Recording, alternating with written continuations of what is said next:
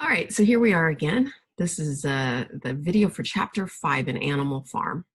Turns out that we are meeting in the morning today, May 30th, 2020, and it's 7:45 a.m. and there's a big thunderstorm going on outside. So I'm really hoping that the technology will hold out for us because we are really pushing the limits of getting these things done. Internet being what it is and life being what it is these days. But anyway, we'll try to work it out. This is Chapter 5. There are only 10 chapters in the whole book, so we read, after we're done with this one, we read half of it. We just left the animals in Animal Farm. They just had something called the Battle of the Cowshed. And if you're really seriously interested in Russian history, you can look back and try to figure out what that really stood for. You can find it pretty easily on the internet. I keep telling everyone who's asking questions about this, if you want to know more, the internet has been talking about Animal Farm since the internet began. And humans have been talking about Animal Farm, the story that George Orwell put out in the 1940s. They've been talking about it since he did that. So many decades of people compiling information on what does this novel mean? What does it represent? And what are we talking about when it comes to humans? Because it's an allegory. Just like a fairy tale isn't talking about wolves and pigs who build houses, allegories are talking about human behaviors and what humans could and should maybe do differently or better. All right, so keeping that in mind, let's move on with Chapter 5. As winter drew on, Molly became more and more troublesome. She was late for work every morning and excused herself by saying that she had overslept, and she complained of mysterious pains. Although her appetite was excellent, on every kind of pretext she would run away from work to go to the drinking pool, where she would stand foolishly gazing at her own reflection in the water. But there were also rumors of something more serious. One day, as Molly strolled blithely into the yard, flirting her long tail and chewing at a stalk of hay, Clover took her aside.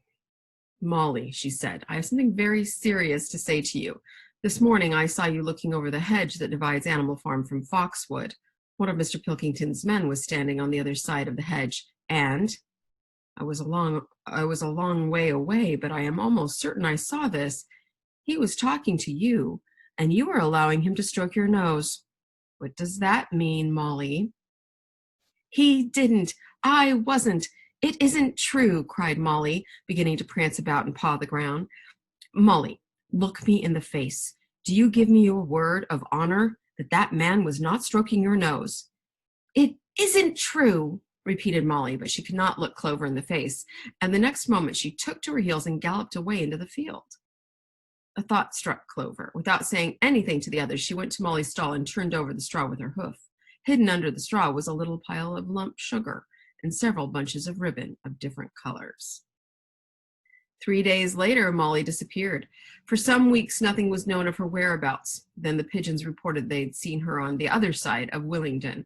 She was between the shafts of a smart dog cart painted red and black, which was standing outside a public house. A fat, red-faced man in checked breeches and gaiters, who looked like a publican, was stroking her nose and feeding her with sugar. Her coat was newly clipped, and she wore a scarlet ribbon round her forelock. She appeared to be enjoying herself, so the pigeons said. None of the animals ever mentioned Molly again. In January, there came bitterly hard weather. The earth was like iron, and nothing could be done in the fields. Many meetings were held in the big barn, and the pigs occupied themselves with planning out the work of the coming season. It had come to be accepted that the pigs, who were manifestly cleverer than the other animals, should decide all questions of farm policy, though their decisions had to be ratified by a majority vote. This arrangement would have worked well enough if it had not been for the disputes between Snowball and Napoleon. These two disagreed at every point where disagreement was possible. If one of them suggested sowing a bigger acreage with barley, the other was certain to demand a bigger acreage of oats. And if one of them said that such and such a field was just right for cabbages, the other would declare that it was useless for anything except roots. Each had his own following, and there were some violent debates. At the meetings, Snowball often won over the majority by his brilliant speeches, but Napoleon was better at canvassing support for himself in between times. He was especially successful with the sheep.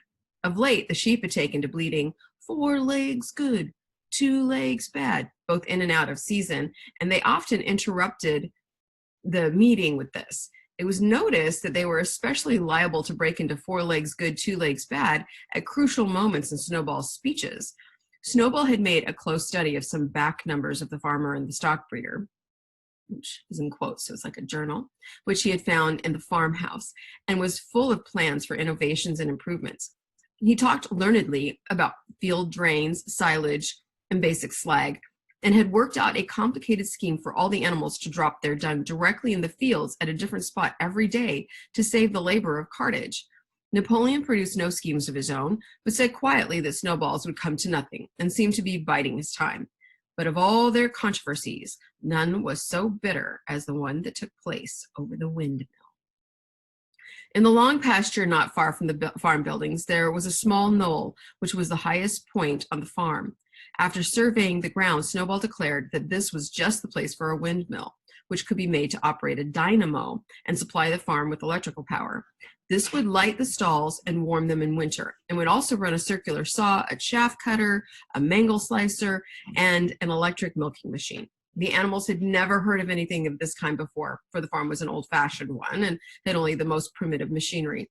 And they listened in astonishment while Snowball conjured up pictures of fantastic machines which would do their work for them while they grazed at their ease in the fields or improved their minds with reading and conversation. Within a few weeks, Snowball's plans for the windmill were fully worked out.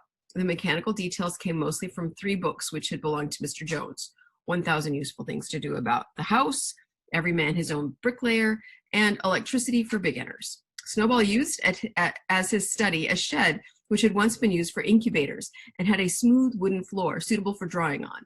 He was closeted there for hours at a time, with his books held open by a stone and with a piece of chalk gripped between 2 knuckles of his trotter. He would move rapidly to and fro, drawing in line after line and uttering little whimpers of excitement. Gradually, the plans grew into a complicated mass of cranks and cogwheels, covering more than half the floor, which the other animals found completely unintelligible, but very impressive. All of them came to look at Snowball's drawings at least once a day. Even the hens and ducks came and were at pains not to tread on the chalk marks. Only Napoleon held aloof. He had declared himself against the windmill from the start. One day, however, he arrived unexpectedly to examine the plans. He walked heavily round the shed, looked closely at every detail of the plans, and snuffed at them once or twice, then stood for a little while contemplating them out of the corner of his eye. Then suddenly he lifted his leg, urinated over the plans, and walked out without uttering a word. This guy. The whole farm was deeply divided on the subject of the windmill. Snowball did not deny that to build it would be a difficult business. Stone would have to be carried and built up into walls. Then the sails would have to be made, and after that, there would be need for dynamos and cables. How these were to be procured, Snowball did not say, but he maintained that it could all be done in a year, and thereafter he declared so much labor would be saved that the animals would only need to work 3 days a week. Napoleon, on the other hand, argued that the great need of the moment was to increase food production, and that if they wasted time on the windmill, they would all starve to death. The animals formed themselves into 2 factions under the slogan, "Vote for Snowball and the 3-day week," and "Vote for Napoleon and the full manger." Benjamin was the only animal who did not side with either faction. He refused to believe either that food would become more plentiful or that the windmill would save work. Windmill or no windmill, he said, life would go on as it always had gone on. That is, badly. Apart from the dispute over the windmill, there was the question of the defense of the farm. It was fully realized that though the human beings had been defeated in the Battle of the Cowshed, they might make another and more determined attempt to recapture the farm and reinstate Mr. Jones. They had all the more reason for doing so because the news of their defeat had spread across the countryside and made the animals on the neighboring farms more restive than ever. As usual, Snowball and Napoleon were in disagreement. According to Napoleon, what the animals must do was to procure firearms and train themselves in the use of them. According to Snowball, they must send out more and more pigeons and stir up rebellion among the animals on the other farms. The one argued that if they could not defend themselves, they were bound to be conquered, and the other argued that if rebellions happened everywhere, they would have no need to defend themselves. The animals listened first to Napoleon, then to Snowball, and could not make up their minds which was right. Indeed, they always found themselves in agreement with the one who was speaking at the moment. That passage is actually really kind of important. So it shows you that the 2 pigs who represent the 2 different leaders of the Soviet movement were trying to get support in 2 different ways. One was militaristic, wanted more weaponry, and the other wanted to get other countries and other places to be in solidarity with them with similar rebellions so that the people would rise up against tyrannous governments, and it would be a people-led movement worldwide. I'm not going to tell you who won out on that, but one of them won out over time. I mean, what happened? Did we get more and worse weapons in the Soviet Union? Maybe. All right. But anyway, also the part about how when one person's talking, everybody's like, yeah, that's right. And then the other person's talking and they're saying the opposite thing. And then like, oh yeah, that sounds good too. Think about how things are today. Everybody's on polar opposite sides. And a whole lot of people are listening to things they don't know a heck of a lot about. And because somebody says it's true, they tend to just gravitate toward that and be like, yeah, that must be right. You sound important. You sound smart. I'm going to believe what you have to say.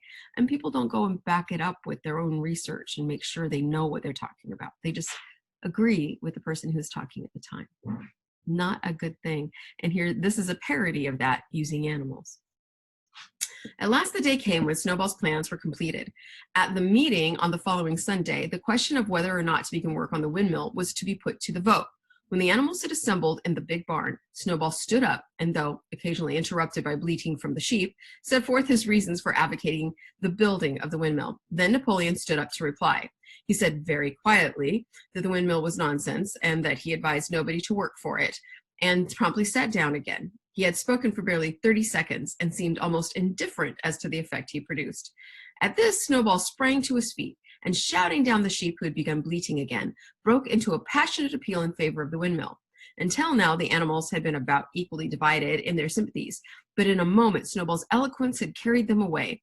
In glowing sentences, he painted a picture of Animal Farm as it might be when sordid labor was lifted from the animals' backs.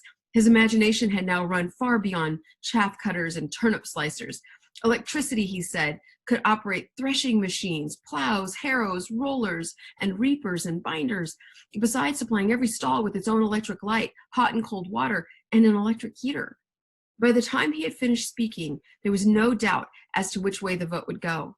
But just at this moment, Napoleon stood up and, casting a peculiar sidelong look at Snowball, uttered a high-pitched whimper of a kind no one had ever heard him utter before. At this, there was a terrible baying sound outside, and 9 enormous dogs wearing brass-studded collars came bounding into the barn. They dashed straight for Snowball, who only sprang from his place just in time to escape their snapping jaws. In a moment, he was out of the door, and they were after him. Too amazed and frightened to speak, all the animals crowded through the door to watch the chase. Snowball was racing across the long pasture that led to the road. He was running as only a pig can run, but the dogs were close on his heels. Suddenly he slipped, and it seemed certain they had him. Then he was up again, running faster than ever. Then the dogs were gaining on him again. One of them all but closed his jaws on Snowball's tail, but Snowball whisked it free just in time. Then he put on an extra spurt, and with a few inches to spare, slipped through a hole in the hedge and was seen no more. Silent and terrified, the animals crept back into the barn. In a moment, the dogs came bounding back. At first, no one had been able to imagine where these creatures came from, but the problem was soon solved. They were the puppies, whom Napoleon had taken away from their mothers and reared privately. Though not yet full grown, they were huge dogs, and as fierce-looking as wolves. They kept close to Napoleon, and it was noticed that they wagged their tails to him the same way as the other dogs had been used to do to Mr. Jones.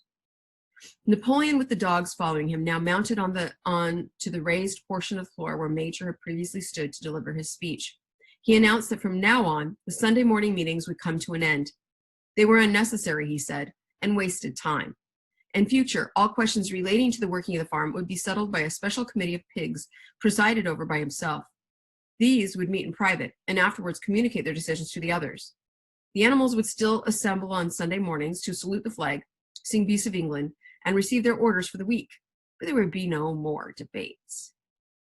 In spite of the shock that Snowball's expulsion had given them, the animals were dismayed by this announcement. Several of them would have protested if they had found the right arguments. Even Boxer was vaguely troubled. He set his ears back, shook his forelock several times, and tried hard to marshal his thoughts, but In the end, he could not think of anything to say. Some of the pigs themselves, however, were more articulate. 4 young porkers in the front row uttered shrill squeals of disapproval, and all 4 of them sprang to their feet and began speaking at once. But suddenly the dogs, sitting round Napoleon, let out deep, menacing growls, and the pigs fell silent and sat down again. Then the sheep broke into a tremendous bleating of 4 legs good, 2 legs bad, which went on for nearly a quarter of an hour and put an end to any chance of discussion. Afterwards, Squealer was sent round the farm to explain the new arrangement to the others. "Comrades," he said, "I trust that every animal here appreciates the sacrifice the comrade Napoleon has made in taking this extra labor upon himself. Do not imagine, comrades, that leadership is a pleasure. On the contrary, it is a deep and heavy responsibility. No one believes more firmly than Comrade Napoleon that all animals are equal. He would be only too happy to let you make your decisions for yourselves. But sometimes you might make the wrong decisions, comrades. And then where should we be? Suppose you had decided to follow Snowball, with his moonshine of windmills. Snowball, who, as we now know, was no better than a criminal." "He fought bravely at the Battle of Cowshed," said somebody.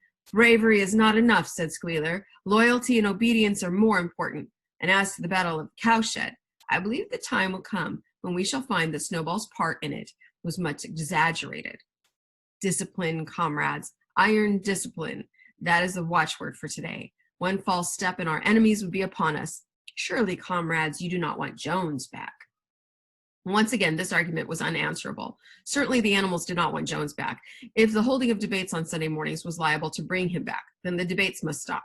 Boxer, who had now had time to think things over, voiced the general feeling by saying, "If Comrade Napoleon says it, it must be right." And from then on, he adopted the maxim, "Napoleon is always right," in addition to his private motto of, "I will look harder." By this time, the weather had broken and the spring plowing had begun. The shed where Snowball had drawn his plans of the windmill had been shut up, and it was assumed that the plans had been rubbed off the floor. Every Sunday morning at 10 o'clock, the animals assembled in the big barn to receive their orders for the week. The skull of old Major, now clean of flesh, had been disinterred from the orchard and set up on a stump at the foot of the flagstaff beside the gun. After the hoisting of the flag, the animals were required to file past the skull in a reverent manner before entering the barn. Nowadays, they did not sit all together as they had done in the past. Napoleon, with Squealer and another pig named Minimus, who had a remarkable gift for composing songs and poems, sat on the front of the raised platform, with the 9 young dogs forming a semicircle around them, and the other pigs sitting behind. The rest of the animals sat facing them in the main body of the barn. Napoleon read out the orders for the week in a gruff, soldierly style, and after a single singing of Beasts of England, all the animals dispersed. On the 3rd Sunday after Snowball's expulsion, the animals were somewhat surprised to hear Napoleon announce that the windmill was to be built after all. He did not give any reason for having changed his mind, but merely warned the animals that this extra task would mean very hard work. It might even be necessary to reduce their rations. The plans, however, had all been prepared down to the last detail. A special committee of pigs had been at work upon them for the past 3 weeks. The building of the windmill, with various other improvements, was expected to take 2 years. That evening, Squealer explained privately to the other animals that Napoleon had never in reality been opposed to the windmill. On the contrary, it was he who had advocated in the beginning, and the plan which Snowball had drawn on the floor of the incubator shed had actually been stolen from among Napoleon's papers. The windmill was, in fact, Napoleon's own creation. Why then, asked somebody, had he spoken so strongly against it? Here Squealer looked very sly.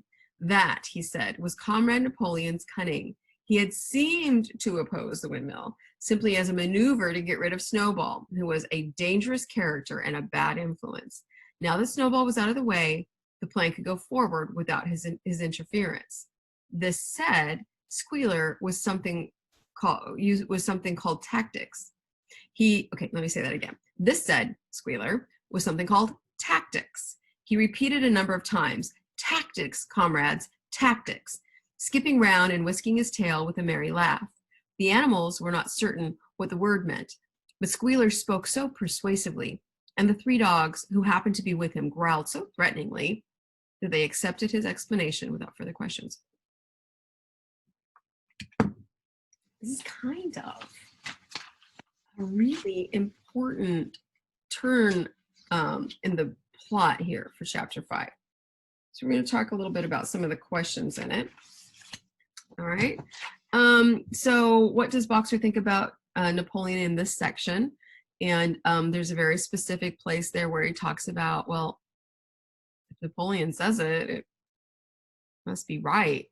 At first he's confused. He doesn't understand. He thought Snowball was a good guy. And then they chase off Snowball and they're like, what? Okay, well, all right. Well, Napoleon must be right.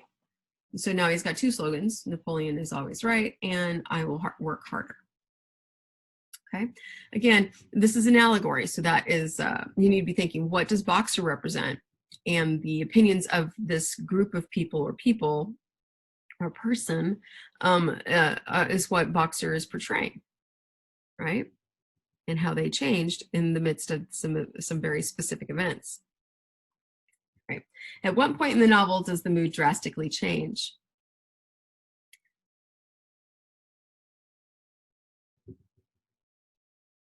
I think it changes more than one time, but in this particular chapter, there is a change, and it's when,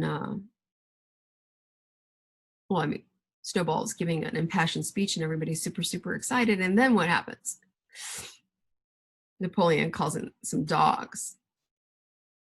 Okay, so Snowball has everybody listening to his talk and everybody's excited about the windmill, and suddenly he's being chased away by big mean looking dogs nobody knew were still around. I mean, they forgot about the puppies that Napoleon had taken with him.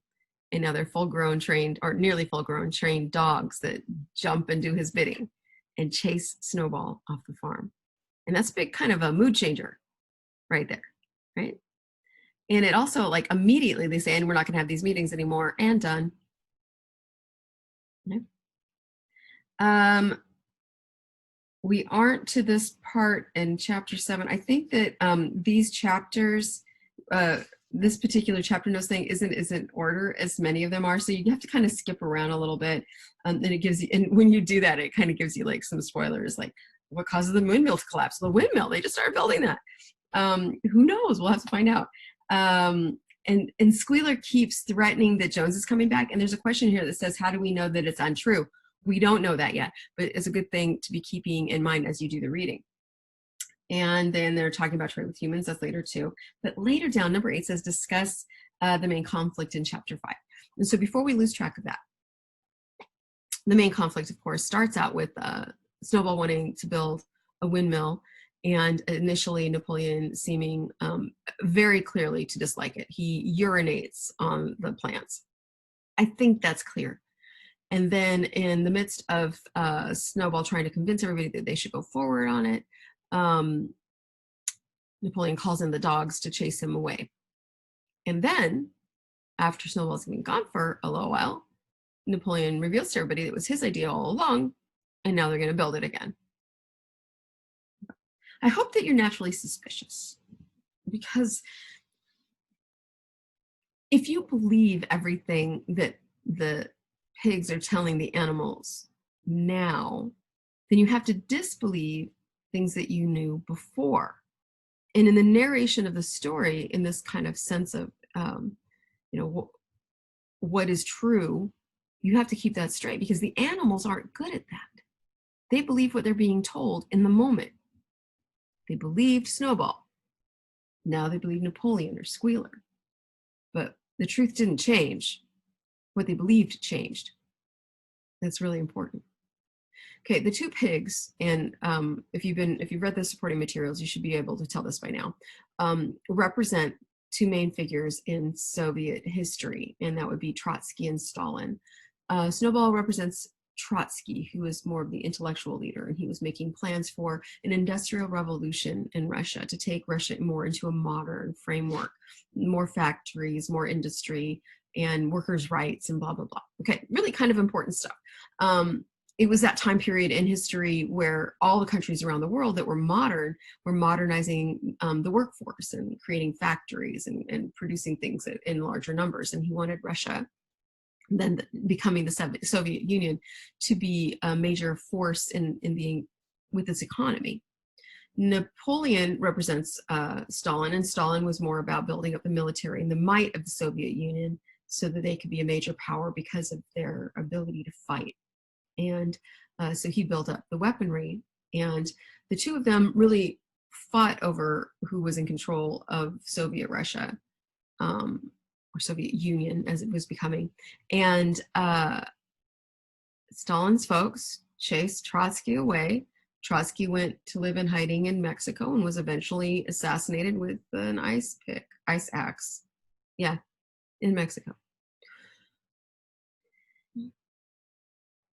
If you know the history, then later on, as more things come up in the narrative that we're reading, then you can question what you're hearing. And one of the main things in this is to question what you're hearing. So the events of this chapter should give you that idea, right? Two pigs, one wants a windmill, one doesn't. One starts to get power over the other animals with this idea. The other one sends dogs off to kill him and chase him away. And kill, we don't know. It doesn't happen in the book that we can see. So one's gone. You got the next one left, and he shuts down a lot of the communications and takes over the power a little bit more and changes the structure. So the pigs are managing things more as leaders without the input of the other animals. And then he changes his mind. Now he's going to do the windmill. And then he tries to tell us that was how it was going to be all along. You should be skeptical. Don't just believe things just because they just said it. That's why this is a confusing story, but it's also an allegory for how humans are. We tend to accept what was just told to us. So you have to be careful about that. Oh, and moving on down to the next one here. Why does Molly leave the farm? That was discussed in here. She left, she met a human, and they gave her sugar and ribbons, and that's what she always wanted. And if you go into what does Molly represent, well, she would have been somebody who profited off dealings with the czar or the aristocracy, somebody who worked more closely than maybe a palace servant even. And she was suspiciously taking things from the other side, and they didn't trust her anymore. And now they don't even speak her name. So she's kicked out. Okay. You have to explain how Napoleon uses the dogs. And we assume he trained them so that he can enforce his wishes with his now force, his military force or his police force. In the Soviet Union, they call them the KGB. Okay. And which animal regularly uses propaganda? Propaganda is where you go and you tell people that, oh no, this is important because blah, blah, blah, blah, blah. And you should be catching on to this already. The one who goes around and kind of smooths over feelings and tells everybody how it's going to be okay and how it was always Napoleon's idea, that's Squealer. And whenever Squealer talks, you should be suspicious because people who use propaganda are trying to change your opinion on something. And you might have been right. It doesn't matter. Squealer and propagandists are trying to get you to believe what their group wants you to believe. So you have to be careful about those things. And we got to be a little careful. There's a lot of spoilers in here as we go through. And so I guess we'll come back to it. After we read chapter 6 and then chapter 7, we're going to go more thoroughly into these questions and make sure they've all been answered. But you've had a lot to think about in this one, because now the leadership of the farm, which would seem to be solidly under these two pigs, is now only under one pig. And now what happens, right? Okay, you'll have to tune back in for chapter 6 to find out.